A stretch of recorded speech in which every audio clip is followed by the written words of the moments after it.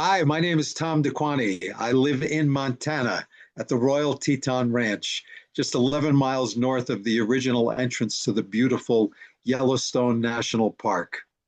Thanks for joining me. I want to tell you a story. It's called Reincarnation. I invented that.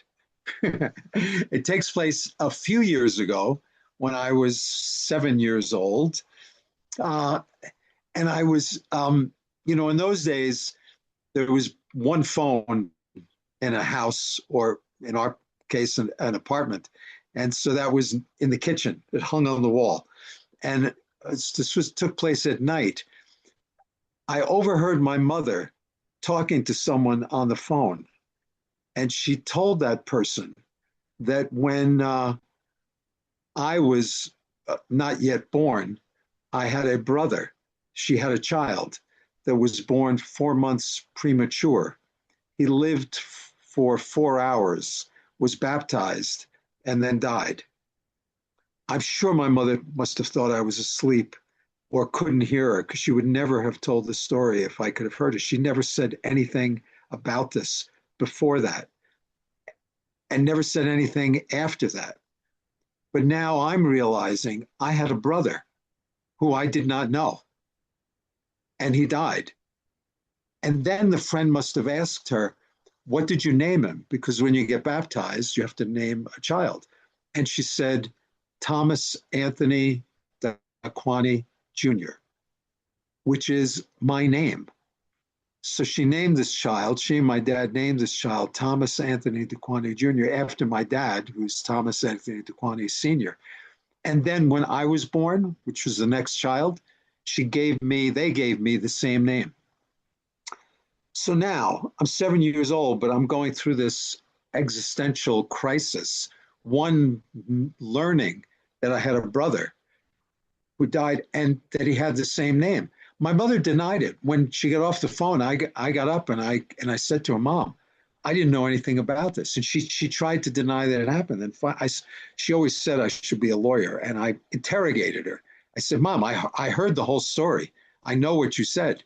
So I know it's true." And so she acknowledged that it was true. So, but I'm now stuck with, I had a brother. Okay, I had a brother. He died. I'm trying to figure that out, but he died. But we had the same name. And at 7 years old, I couldn't distinguish between something with a name and the same being. I couldn't figure out how Thomas Anthony DeQuani Jr. could be dead and Thomas Anthony DeQuani Jr. could be alive. I couldn't figure it out. And I kept trying to figure it out. Finally, I came up with a solution. 2 years before, when I was 5 years old, I was in first grade at St. John the Baptist Grammar School, and we're in religion class. We're learning about God. And I remember vividly teachers saying, "There is a God. God created everything. God is all-knowing, all-loving. God is everywhere. And he made us in his image and likeness.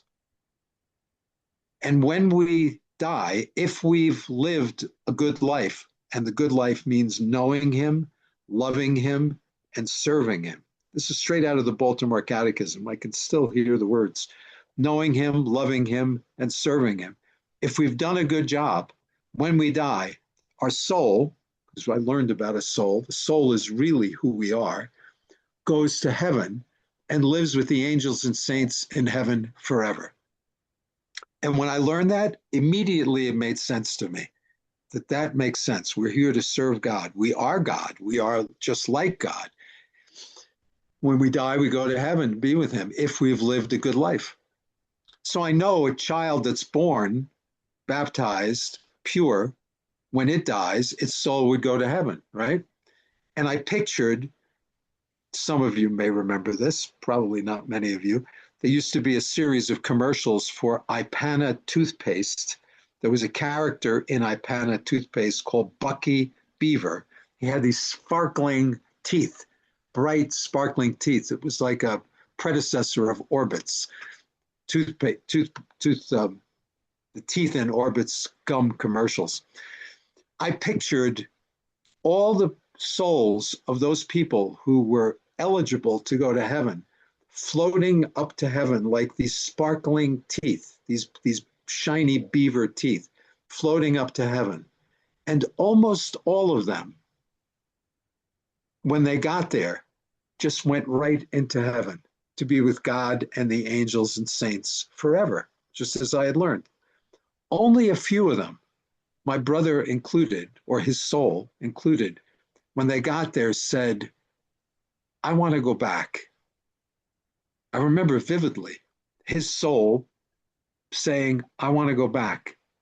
And those that wanted to go back got online, just like when recess is over at school, you get online to go back into school. That's what I pictured. All these sparkling white teeth get online. And when it was his turn to come down, he floated down, like parachuted down from heaven into my body. He became me. So his soul and my soul were the same, came into my body. Problem solved. So, okay, I got a solution here. I desperately wanted a solution to this. How do I figure out how Thomas Anthony Dequani Jr. is dead and Thomas Anthony Dequani Jr. is alive? This was a solution. I never told anyone. Didn't tell my parents, didn't tell my brother, didn't tell my friend, no one. And put it kind of away in my mind until 12 years later.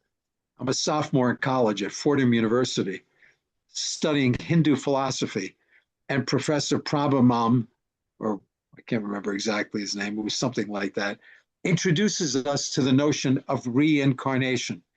Well, I didn't know there was such a thing as reincarnation. I didn't know anybody else believed in this other than me, and I completely forgot about it. I'm now going wild. I don't know if any of you remember the television show, I think it was out in the 80s, early 90s, called Welcome Back, Kotter. There was a character, he played a teacher, and there was a character named Horshack. Horshack wasn't particularly bright, but he was wildly enthusiastic. And whenever he wanted to say something, he was like, oh, Mr. Kotter, Mr. Kotter, Mr. Kotter, like his hands up like that. I felt like that. I was like raising my hand. I like, just, and so finally, the professor calls him. He said, in those days, they called us Mr. Dequani. Mr. Dequani, what is it? I stood up and I said, I just pointed and I said, I invented that. he sort of laughed and he said, well, it was actually created several thousand years ago. I said, I know that. I mean, I didn't say I was the first person to invent that, but I invented that. And then I told him the whole story of what had happened. Reincarnation, I invented that. When I got here to the Royal Teton Ranch, I realized that I didn't create that. I remembered it. I remembered that there were past lives. Now, was I really his same soul with my brother? I don't know for sure, but it sure felt like it. And the experience of reincarnation, of getting another chance, of learning, of coming back, of growing, of getting closer to God, until finally we are united with God, that now made a deeper sense. So I hope you enjoyed this story, reincarnation. I invented that. See you all again soon. Thank you. Thank you.